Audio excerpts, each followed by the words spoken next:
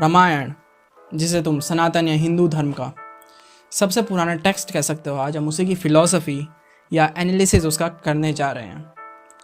सो ये पार्ट 3, अगर तुमने इसके पहले के 2 पार्ट नहीं देखे सो कोई बात नहीं यार, मतलब ये वाला पार्ट देख लो, बिकॉज ये जो पार्ट हैं आपस में को रिलेटेड नहीं है अनटिल और अनलेस तुम्हें रामायण की बिल्कुल भी स्टोरी मालूम ना हो। सो चलो स्टार्ट करते हैं। सो इस सीन के अंदर चारों भाई अपने राज्य अयोध्या में वापस लौट के आते हैं। इन्हें देख के भाई सारे लोग बहुत खुश हो जाते हैं और उनके ऊपर फूल बरसाना शुरू कर देते हैं। इस सीन की जरा भाई गहराई देखना, तुम्हारा अभी माथा के ढक्कन खुल जाएगा भाई पूरा का पूरा। सो एक चीज़ समझो, जो एक लड़का होता है और उसके बाद जब वो एक आदमी बनता है ब्रो, इसके बीच में ना एक प्रोसेस होता है। वो जो प्रोसेस होता है इस सीन के अंदर कैसे दिखाया गया उसे मैं तुम्हें समझाने की कोशिश करता हूँ। चारों भाई एज अ बॉय, ठीक है, जो अभी अपनी सोसाइटी के लिए यूजफुल नहीं थे, अभी उन्होंने कोई रेस्पॉन्सिबिलिटी लेने के लायक नहीं थे, वो जाते हैं कहाँ, गुरुकुल में। वहाँ पे जाकर ट्रेनिंग लेते हैं, शिक्षा लेते हैं। उसके बाद वो एक लायक इंसान बन के आते हैं अपने राज्य अयोध्या के अंदर, ठीक है। और वहीं पे एक तुम वुमेन का एग्जाम्पल लो, समझ लो एक लड़की है। एक लड़की जब बड़ी हो जाती है सो सोसाइटी उसे एज अ वुमेन एक्सेप्ट कर लेती है, मतलब बाय डिफ़ॉल्ट, मतलब एक्सेप्ट कर लेगी। ये तुमने सोसाइटीज़ में देखा ही है भाई, सबने देखा है, ठीक है। बट यहाँ पे समझना, यहाँ पे जो आदमी होता है बेसिकली, जब एक लड़का होता है, जब वो बड़ा हो जाता है, जहाँ ना ही वो अपनी रेस्पॉन्सिबिलिटी उठा पाता है, ना ही वो सोसाइटी के लिए जब यूज़फुल नहीं होता, ना ही वो खुद की रेस्पॉन्सिबिलिटी उठा, सोसाइटी उसे एक आदमी नहीं बोलती, ठीक है। मतलब ऐसे तो है पर मतलब एक सेकेंड वे में आदमी नहीं है वो, बिकॉज वो किसी और पे डिपेंडेंट है, एंड ना ही वो उसकी औकात है अपनी रेस्पॉन्सिबिलिटी खुद उठाने की, ठीक है। सो यहाँ पे मैन को जो होता है ना, अपनी रेस्पॉन्सिबिलिटी खुद पिक करनी पड़ती है, यूजफुल बनना है सोसाइटी के लिए, तब वो मैन कहलाता है। सॉरी, बॉय को तब वो मैन कहलाता है, ठीक है। पर यहाँ पे देखना भाई, यहाँ पे जो वुमेन होती है बेसिकली उन्हें बाय डिफ़ॉल्ट जो होता है वुमेन का टैग मिल जाता है, मतलब गर्ल से वुमेन का।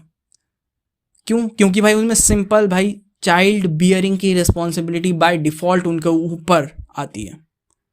तो उन्हें नेचर ने बाय डिफ़ॉल्ट जो रेस्पॉन्सिबिलिटी दी है उसे वो फुलफिल कर ले, इसलिए उन्हें सोसाइटी एक्सेप्ट कर लेती है एज अ वुमेन, ठीक है। तो बाय डिफ़ॉल्ट जो नेचर ने दिया और बाय डिफ़ॉल्ट जो सोसाइटी ने दिया, तो मतलब लगभग बाय डिफ़ॉल्ट ही है, ठीक है। क्या तुम चेंज कर सकते हो? Yes.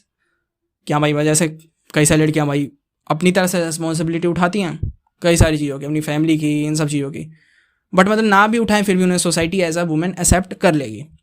But for a man he has to become a trained knowledgeable person, ठीक है, जो अपनी रेस्पॉन्सिबिलिटी उठा पाए, अपनी फैमिली की रेस्पॉन्सिबिलिटी उठा पाए, अपनी सोसाइटीज़ की रेस्पॉन्सिबिलिटी उठा पाए, है ना। उसके बाद हो सकता है शायद अपनी कंट्रीज़ की भी रेस्पॉन्सिबिलिटी उठा पाए, ठीक है।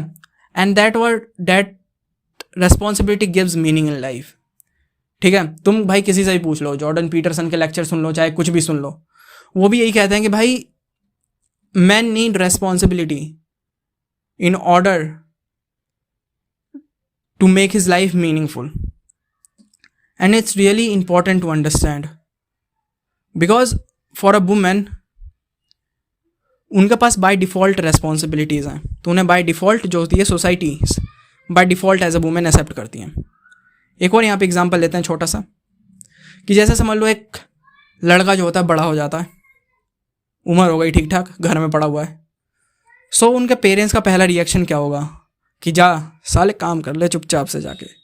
मतलब समझ आ रहा है, ये रिएक्शन होता है। जबकि जब एक लड़की जब बड़ी हो जाती है, जब वो कुछ नहीं कर रही, घर में पड़ी हुई नहीं है, सो जो पेरेंट्स होते हैं वो मेजॉरिटी ऑफ द टाइम उसकी शादी कर देते हैं। सो यहाँ पे देखना, यहाँ पे देखना काफ़ी इंपॉर्टेंट चीज़ चल रही है। यहाँ पे पेरेंट्स धक्का दे रहे हैं उन्हें अपनी रेस्पॉन्सिबिलिटी उठाने के लिए, लड़के को बाहर भेज के और लड़की को शादी करके, ठीक है। सो ये थी सीन की इंपॉर्टेंस। और यहाँ पे एक आर्कीटाइप भी चल रहा है एडवेंचर का, because in order to become something valuable to your family, to your society, for yourself, you have to go on a journey to become tough, ठीक है। पहली चीज़ मैं तुम्हें बताने भूल गया, आर्कीटाइप का जिन लोगों को मतलब नहीं पता उन्हें बता देता हूँ। समझ लो 1000 रोमांटिक स्टोरीज हैं, उन रोमांटिक स्टोरीज़ में कॉमन क्या है, तुमने उसे एक्सट्रैक्ट किया, वो एक आर्कीटाइप होता है। कि उन 1000 स्टोरीज़ में क्या कॉमन है, जिसकी वजह से वो रोमांटिक टाइप में आ रही हैं। वैसे एक एडवेंचर स्टोरीज़ है, एडवेंचर स्टोरीज़ का जो आर्केटाइप होता है कुछ इस तरीके का होता है। एक हीरो जो जर्नी पे जाता है, जर्नी पे जाके स्ट्रांग बनता है, उसके बाद वापस आता है अपनी सोसाइटीज़ में, ठीक है, उसके बाद उसे चिक्स मिलती हैं, ये बेबी, ठीक है। सो ये थी सीन की इम्पोर्टेंस।